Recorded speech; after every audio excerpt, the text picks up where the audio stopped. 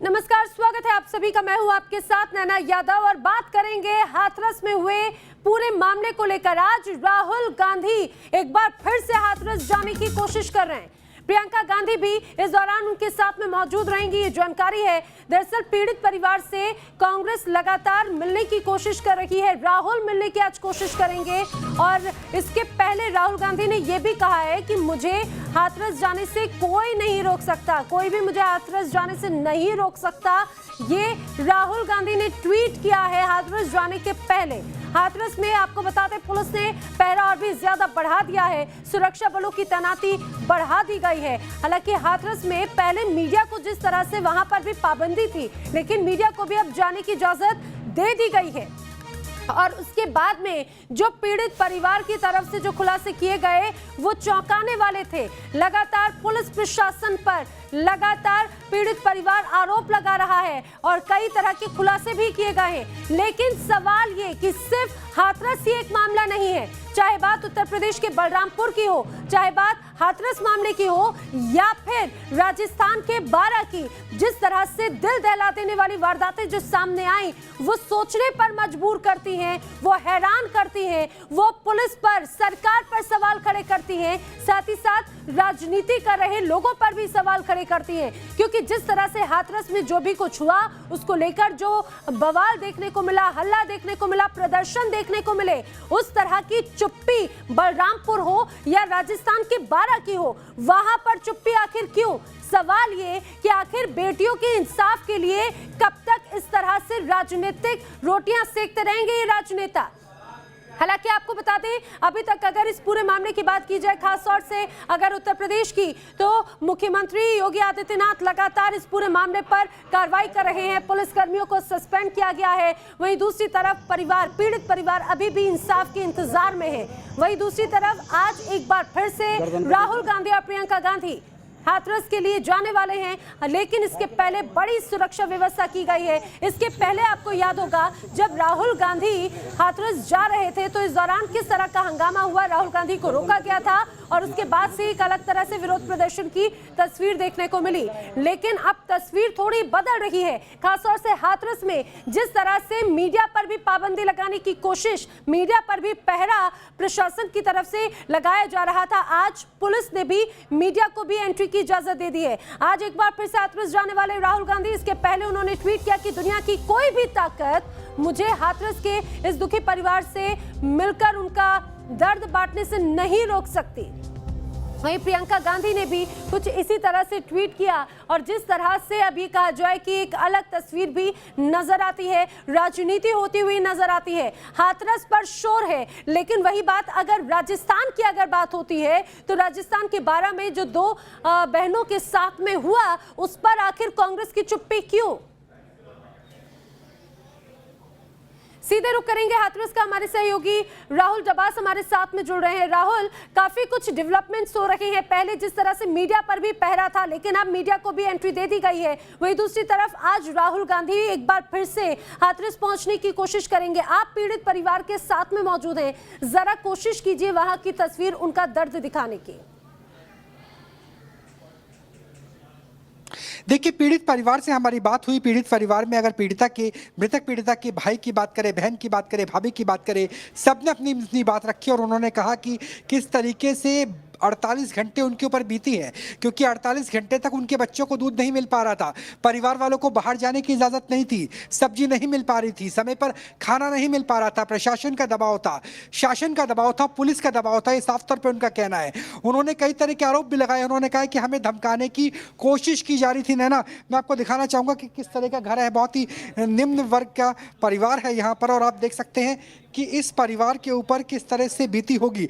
जब हमने एसडीएम से बात की तो एसडीएम ने कहा कि 2 दिन एसआईटी की जांच चल रही थी। भगवान स्वरूप जो एसआईटी के इंचार्ज है, गृह सचिव है, वो अपनी 2 सदस्यीय टीम के साथ यानी 3 सदस्य पहुंचे थे। और जब सुबह से शाम जांच चल रही हो तो हम आपको अंदर अलाउ कैसे कर सकते हैं? लेकिन सवाल यही है कि 2 दिन लगातार वो क्या कह रहे थे? 2 दिन कह रहे थे कि धारा 144 से किसी को अंदर जाने नहीं दिया जाएगा। ये कहा जा रहा था कि जो मृतक पीड़िता के परिवार वालों की सुरक्षा में 3 सिपाही थे वो कोरोना पॉजिटिव आ गए, इसलिए अंदर नहीं जाना जाने दिया जाएगा। तो क्या 48 घंटे के बाद कोरोना ठीक हो गया? क्या 48 घंटे के बाद स्थिति ठीक हो गई? और किस तरीके से मीडिया को पहले रोका गया था और अब जाने की इजाजत दी गई है? क्या ये प्रेशर रिलीज करने की टैक्टिस है? क्या प्रेशर कम करने की कोशिश हो रही है? क्योंकि राहुल गांधी साफ कर चुकी है कि अपने सांसदों के साथ आज दोपहर में हाथरस के लिए कूच करेंगे। ये भी सूत्र बता रहे हैं कि अखिलेश यादव, यूपी के पूर्व मुख्यमंत्री, सपा सुप्रीमो, वो भी कल आएंगे क्योंकि वो दिल्ली इंडिया में लैंड करेंगे, वो यहां आने की कोशिश करेंगे। मायावती ने राष्ट्रपति के दखलंदाजी की बात की है, योगी आदित्यनाथ के इस्तीफे की बात करी है।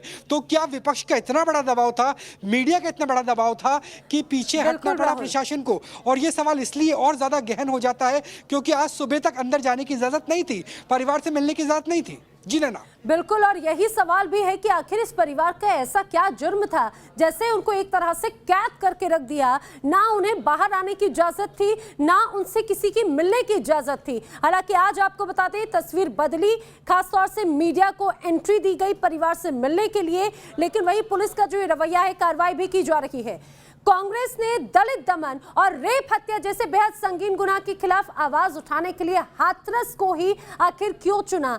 ये सियासी बहस का विषय हो सकता है, लेकिन हमारा सवाल ये है कि क्या इतने गंभीर गुनाहों को लेकर अफवाह की सियासत की जानी चाहिए?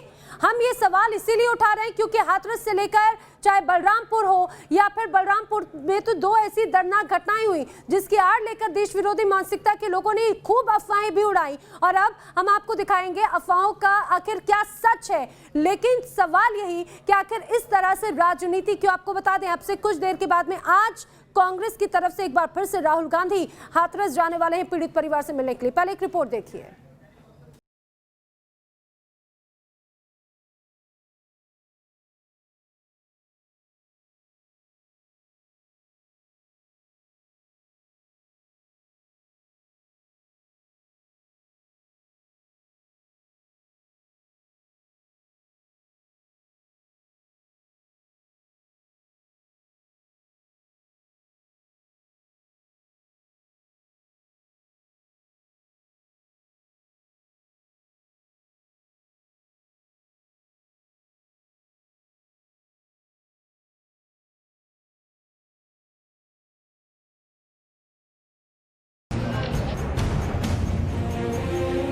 तो वहाँ से कराए के लौटी, एडमिशन पूरा रसीद वसीद सब रखा है, तो पता नहीं कहाँ किडनैप की।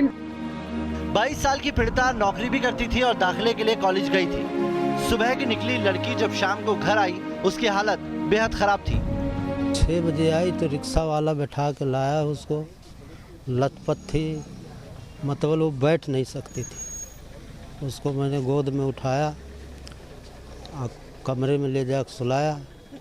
उन्होंने बताया पापा मैं मर जाऊंगी। घर वाले आनन फानन में लड़की को दिखाने बलरामपुर के लिए निकल पड़े, लेकिन रास्ते में ही बिटिया ने दम तोड़ दिया। बलरामपुर के गैंसड़ी इलाके में हुई इस वारदात की हकीकत की पड़ताल करने न्यूज नेशन ग्राउंड जीरो पर पहुंचा। न्यूज नेशन की टीम ने पीड़ित परिवार के लोगों से बात की, मृतका लड़की के माता पिता से बात की, उनके भाई से बात की, वारदात से जुड़ी हर जगह का मुआयना किया, उस कॉलेज में पड़ताल की, उस घर तक पहुंचा जहां लड़की से हैवानियत हुई थी।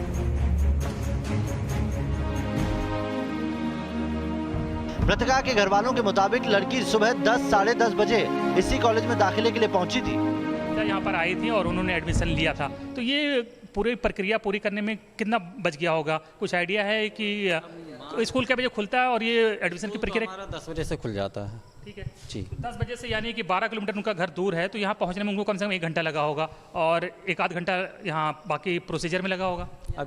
अब लगभग जो भी समय लगता होगा, मगर ये अभी टाइमिंग हम लोग नहीं देखते कि बच्चा जैसे कुछ। पीड़ित परिवार का आरोप है कि शाहिद और साहिल नाम के चाचा भतीजा ने इसी घर में उस लड़की के साथ दरिंदगी की थी। हम ठीक उसी जगह पे हैं जहां पर शाहिद और साहिल बलरामपुर की निर्भया को लेकर आए थे। तो अभी आप देख सकते हैं ये यहाँ पर एक किराने की दुकान है जिसका शटर बंद है।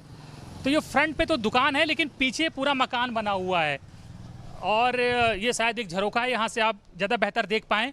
अंदर लाइट जल रही है और काफ़ी अंदर तक काफ़ी गहराई है पीछे और मकान बना हुआ है। हालांकि इस मकान में कोई रहता नहीं है। अगल बगल के जो दुकानदार हैं उनका कहना है कि शाहिद और साहिल दोनों इस किराने की दुकान पर रहते थे और यहीं पर पीड़िता को लाया गया है और फिर जब उसकी तबीयत खराब हुई तो पहले डॉक्टर्स को यहाँ पर लाया गया इलाज के लिए, लेकिन डॉक्टर्स ने जब इलाज करने से मना किया तो वो खुद पीड़िता को यहाँ से अपने साथ ले गए हैं और किसी रिक्शे पे बैठा के उसको उसके घर भेज दिया। साहिल नाम का लड़का था, वो लगभग वही 5:15 बजे आया था मुझे बुलाने। यहाँ पे आप गए, कहाँ गए? उसके बाद हम जब गए तो यहीं बाज़ार में उसकी दुकान है, किराने की दुकान। किसकी दुकान? ये साहिद की, साहिद का भाई का लड़का वो आया मुझे बुलाने। तो जब मैं वहाँ पहुँचा साहिल लड़के के साथ, जो उसका भतीजा है, तो साहिद वहाँ पे मौजूद था अपनी दुकान पे। तो कहा डॉक्टर साहब जो है चलिए, और एक मरीज़ हमारे घर में देख लीजिए। जब वो यहाँ आया तो कहा हमारे घर की मरीज़ है। जब इस डॉक्टर ने गंभीर रूप से जख्मी लड़की का इलाज करने से मना कर दिया तो आरोप है कि दरिंदों ने रिक्शे पर बैठाकर लड़की को घर भेज दिया। इधर से ले गए थे? हाँ, अच्छा ये रास्ता ही, यहाँ से पीड़िता को ले गए थे। रिक्शा यहीं बुलाया गया था? सर मेरे यहाँ मेरे पिताजी का कुछ मतलब मृत्यु हो गई थी उनकी। पिताजी का हाँ, कार्यक्रम चल रहा है। तो उसके उसी संदर्भ में जो मैं अपना कुछ बाहर था, रात को करीब मैं 11 बजे के आसपास आया तो मुझे पता चला कि यहाँ से जो है इस रास्ते से लेकर आए हैं और यहाँ पे एक रिक्शा आया था। इस पूरी वारदात में डॉक्टर के बयान के बाद दोनों आरोपियों को पुलिस ने गिरफ्तार कर लिया है। बलरामपुर की घटना भी हाथरस की तरह ही बेहद संवेदनशील है, लेकिन सवाल उस असंवेदनशील सियासत से भी है जो ऐसे संगीन गुनाहों की आड़ में अफवाह के जरिए अपनी सियासत चमकाना चाहती है। इसकी मिसाल के तौर पर आप ये ट्वीट देखिए। बलरामपुर की घटना बेहद विभत्स है और दरिंदों को उसकी सजा मिलनी चाहिए, लेकिन ऐसी दर्दनाक घटना झूठ की सियासत अफसोसनाक है, क्योंकि पुलिस का दावा है कि लड़की के हाथ पांव तोड़े नहीं गए थे।